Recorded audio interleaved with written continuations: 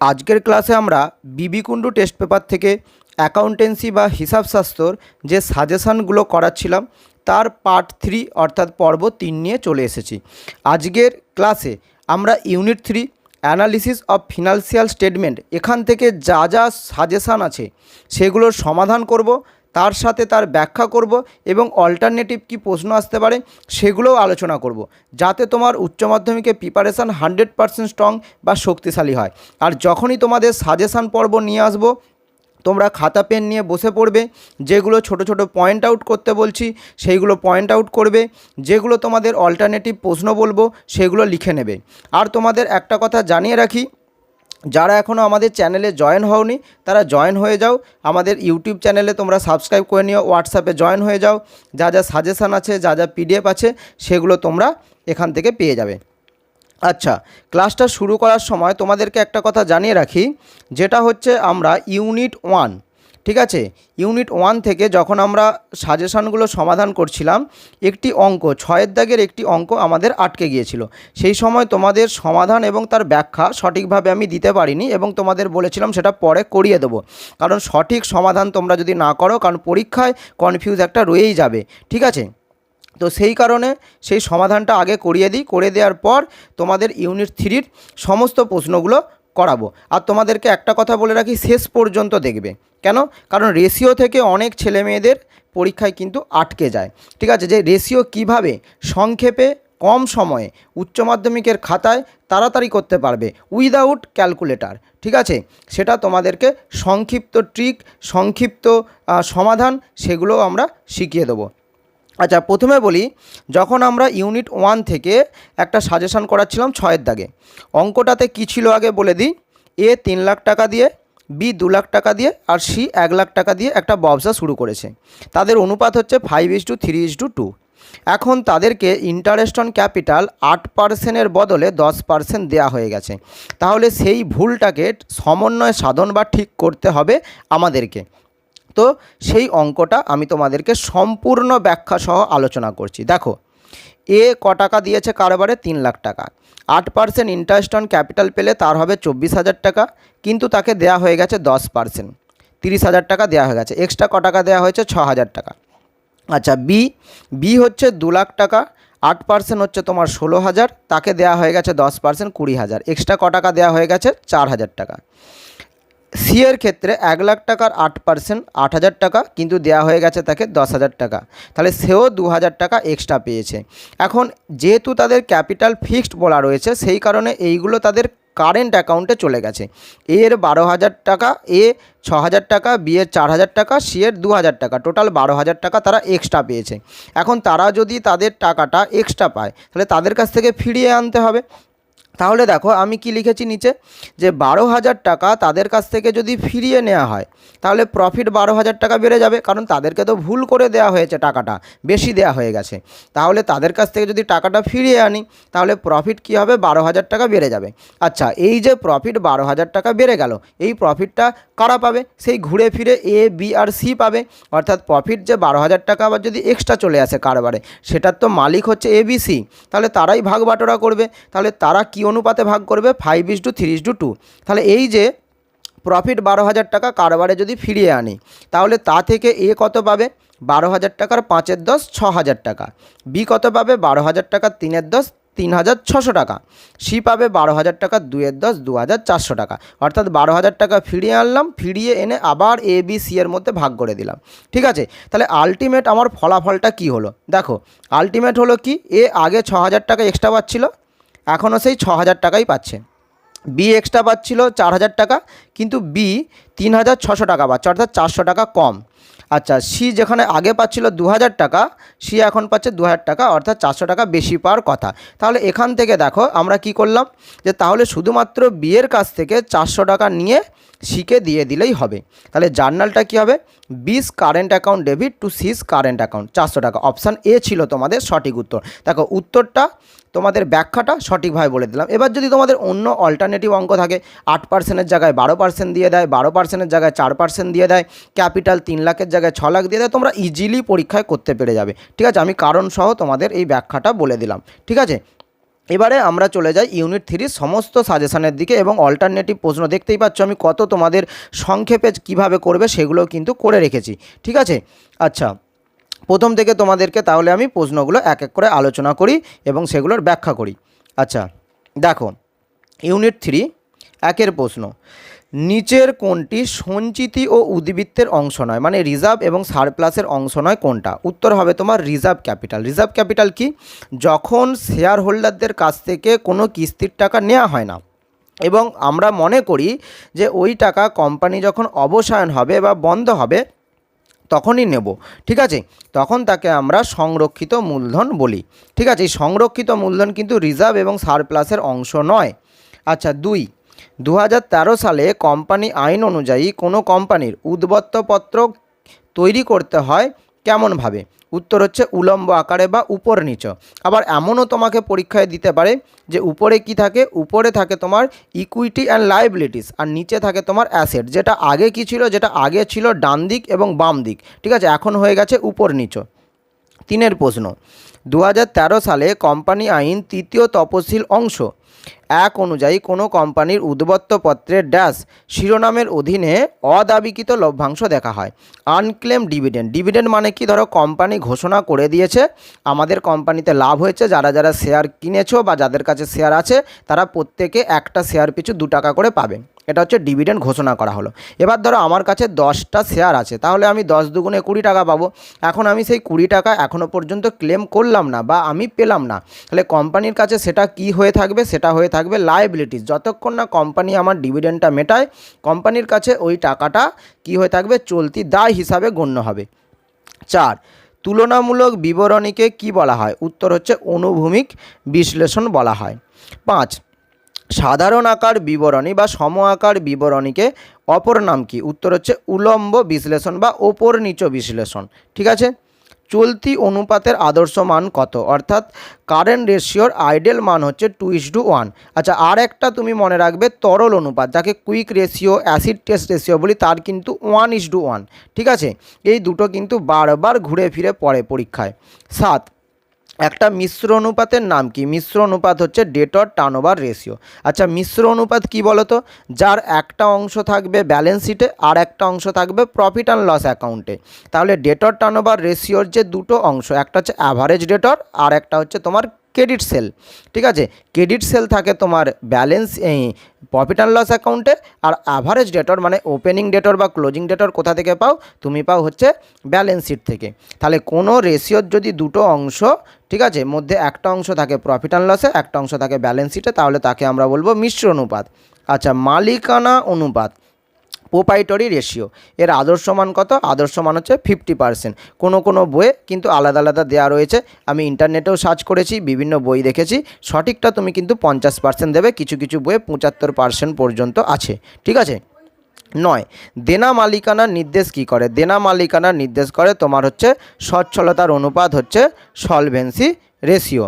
10, চলতি অনুপাত হলো একটি কোন ধরনের অনুপাত? উত্তর হচ্ছে উদ্বর্তপত্র বিষয়ক অনুপাত অর্থাৎ ব্যালেন্স শিট রেশিও। কেন? কারণ চলতি অনুপাতের যে দুটো অংশ আছে, একটা হচ্ছে কারেন্ট অ্যাসেট আর একটা হচ্ছে কারেন্ট লায়াবিলিটি, দুটোই কিন্তু আমরা ব্যালেন্স শিট থেকেই পাই।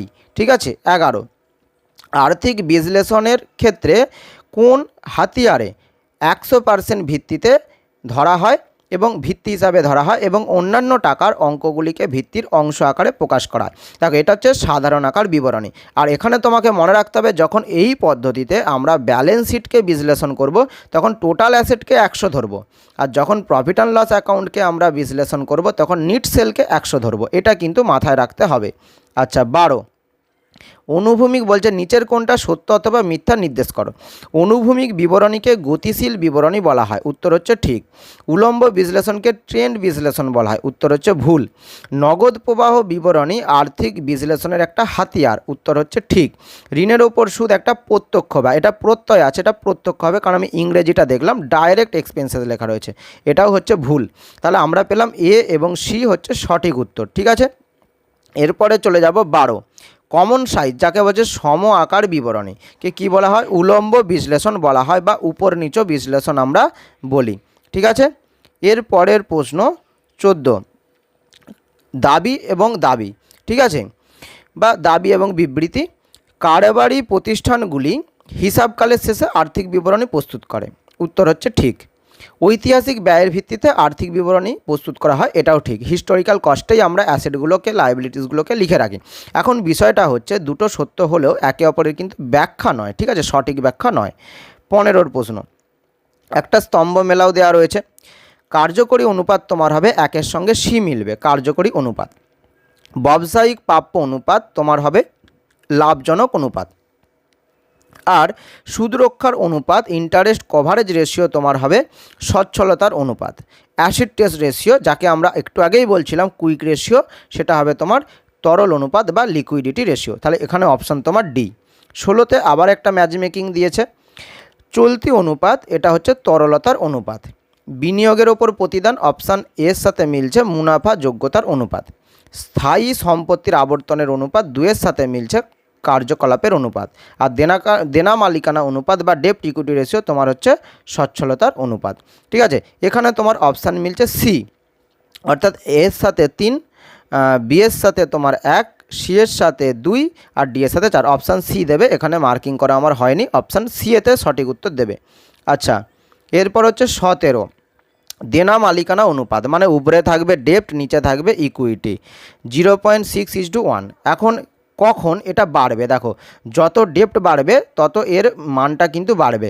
এখন দেখো ডেপ্ট কখন বাড়বে, যদি আরও বেশি করে ডিবেঞ্চার ইস্যু করা হয় তখন কিন্তু ডেপ্ট বা হচ্ছে দেনা আরও বাড়বে, কারণ ডিবেঞ্চার পরিশোধ করে দিলে দেনা কমে যাবে। ধারে পণ্য ক্রয় করলে ক্রেডিটর বাড়বে, ক্রেডিটরকে তো আমরা সবসময় ডেপ্টের মধ্যে নিই না, কখনো লং টার্ম ডেপ্ট নিই, কখনো লং টার্ম ডেপ্টের সঙ্গে কারেন্ট লায়াবিলিটি নিই। তাই ধারে পণ্য ক্রয় করলে যে পাওনাদার হবে, পাওনাদারকে সবসময় দেনার মধ্যে নাও নেওয়া হতে পারে। আর ইকুইটি শেয়ার যদি ইস্যু করি তাহলে ইকুইটি বাড়বে। ঠিক আছে, তো এখানে উত্তর হচ্ছে তোমার ডিবেঞ্চার। আচ্ছা, 18 প্রশ্নটা তোমাদেরকে র্যাপিড টেস্টেও করেছিলাম যে কার্যনির্বাহী আয় হচ্ছে তোমার 9,60,000 টাকা, কার্যনির্বাহী খরচ 80,000 টাকা। র্যাপিড টেস্টে দেখবে যখন করিয়েছিলাম এখানে তোমার 8 লাখ দেওয়া ছিল, আমি বলেছিলাম কেটে দিয়ে ওটা 80,000 করবে। মোট মুনাফা ব্যয়ের ওপর 33.13% হয়, তাহলে কার্যনির্বাহী অনুপাত কত? এখন দেখো তোমাকে মোট মুনাফা বলেছে ব্যয়ের ওপর 33.13, অর্থাৎ 3/1 তাহলে ওটা তোমাকে কি বার করে নিতে হবে, বিক্রয় মূল্যের ওপর। এখন আয় হয়েছে তোমার 9,60,000, তার তুমি যদি 1/4 করো, ঠিক আছে, তাহলে তোমার হচ্ছে 2,40,000 টাকা বাদ দিয়ে দাও। তাহলে 2,40,000 টাকা বাদ দিয়ে দিলে যেটা হচ্ছে তোমার কস্ট কত, 7,20,000 টাকা। দেখো আমি লিখেছি 7,20,000 টাকা। কীভাবে পেলাম, 9,60,000-এর 1/4 বাদ দিয়ে দিলাম। ঠিক আছে, এবার তার সঙ্গে যোগ করলাম কি, অপারেটিং এক্সপেন্সেস 80,000। ঠিক আছে, তাহলে তোমার হয়ে গেল কত, 8 লাখ টাকা। এবার 9,60,000 টাকার মধ্যে 8 লাখ টাকা যদি অপারেটিং কস্ট হয়, তাহলে অপারেটিং কস্ট রেশিও কত হবে, 83.13%। 19-এর দেখো অঙ্কটা একেবারে শর্টকাটে করেছি। ঠিক আছে, যে মজুদ পণ্যের আবর্তন হচ্ছে 3 আর বিক্রিত পণ্যের মূল্য হচ্ছে 8,40,000 টাকা। তাহলে আমি জানি যে তোমার মজুদ পণ্যের আবর্তনের অনুপাত কী দিয়ে মাপা হয়, তোমার হচ্ছে cost of goods sold by হচ্ছে অ্যাভারেজ স্টক বা অ্যাভারেজ ইনভেন্টরি দিয়ে। তাহলে এখান থেকে আমি কি পেয়ে যাব, এখানে যখনই আমি 8,40,000-কে 3 দিয়ে ভাগ করব তখন আমি পেয়ে যাব 2,80,000। এই 2,80,000ই হবে আমার অ্যাভারেজ স্টক। এবার অ্যাভারেজ স্টক কী করে পাই, ওপেনিং স্টক আর ক্লোজিং স্টক যোগ করে 2 দিয়ে ভাগ। তাহলে আমি ওপেনিং স্টক আর ক্লোজিং স্টক যাই হোক না কেন দুটোকে যোগ করে 2 দিয়ে ভাগ করলে আমি 2,80,000 পাবো। এখন দেখো কি বলেছে, ওপেনিং স্টক বা প্রারম্ভিক মজুদ পণ্য ক্লোজিং স্টকের থেকে 20,000 টাকা বেশি। তাহলে আমি দুটোকে কি করেছি, 10,000 আগে পিছু করে দিয়েছি। তাহলে 2,80,000 টাকা থেকে একটাকে করেছি 10,000 পেছনে, তাহলে 2,70,000, আর একটাকে করেছি 10,000 আগে, অর্থাৎ 2,90,000। তাহলে ওই দুটোকে যখন যোগ করব, যোগ করে 2 দিয়ে ভাগ করব, তখন আমার 2,80,000 হবে এবং দুটোর ডিফারেন্সটাও দেখো 20,000 হয়েছে। তাহলে যখন আমাকে ডিফারেন্স বলবে 20,000, দুটোকে 10,000 আগে পিছু করে দেবো। যখন আমাকে ডিফারেন্স বলবে 40,000, তখন 20,000-কে আগে পিছু করে দেবো। এবার তোমাকে যদি বলে যে প্রারম্ভিক মজুদ পণ্য, কারণ প্রারম্ভিক মজুদ পণ্যটা তো বেশি বলেছে, তাহলে বেশিটা হবে 2,90,000 টাকাটা। আর তোমাকে যদি পরীক্ষায় বলে অন্তিম মজুদ পণ্য, তাহলে অন্তিম মজুদ পণ্যটা কম হবে, সেটা হবে 2,70,000 টাকা। এইভাবে সংক্ষেপে করলে পরীক্ষায় একেবারে 10 সেকেন্ডের মধ্যে একটা অঙ্ককে কমপ্লিট করে ফেলা যাবে। ঠিক আছে, 20, মোট ক্রয় 10 লক্ষ টাকা, ব্যবসায়িক পদেও আবর্তন হচ্ছে 8 বার, গড় ব্যবসায়িক প্রদেয় হচ্ছে 1 লক্ষ টাকা, নগদ ক্রয়ের পরিমাণ কত? দেখো ব্যবসায়িক আবর্তনের অনুপাত যদি 8 হয় এবং গড় ব্যবসায়িক প্রদেয় অর্থাৎ অ্যাভারেজ ক্রেডিটর বা অ্যাভারেজ হচ্ছে বিলস পেয়েবেল যদি তোমার 1 লাখ হয়, তাহলে তোমার ক্রেডিট পারচেস কত হবে? 1 লাখকে 8 দিয়ে গুণ করবে, তোমার হচ্ছে 8 লাখ টাকা। এখন টোটাল তুমি বিক্রি করেছো 10 লাখ টাকার, তার মধ্যে ধারে বিক্রি করেছো 8 লাখ টাকার, তাহলে তুমি নগদে ক টাকা বিক্রি করলে? 2 লাখ টাকা। Option D.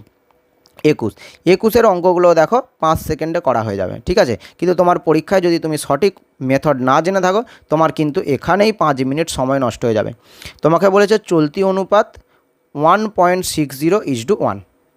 এখন চলতি সম্পত্তি চলতি দায়ের থেকে 84,000 টাকা বেশি, তাহলে চলতি দায় কত হবে? দেখো আমরা চলতি সম্পত্তি কত, চলতি দায় জানি না, তাহলে আমি অনুপাতটাকে কাজে লাগালাম। তাহলে আমি বলে নিচ্ছি চলতি অনুপাত হচ্ছে কি? চলতি সম্পত্তি এবং চলতি দায়ের অনুপাত। তাহলে আমি এক্স ধরে নিচ্ছি। তাহলে তোমার একটা হবে 1.60x আর একটা হবে 1x। তাহলে দুটোর ডিফারেন্স কত? ভালো করে বুঝে দেখো, দুটোর ডিফারেন্স কত? 0.60x।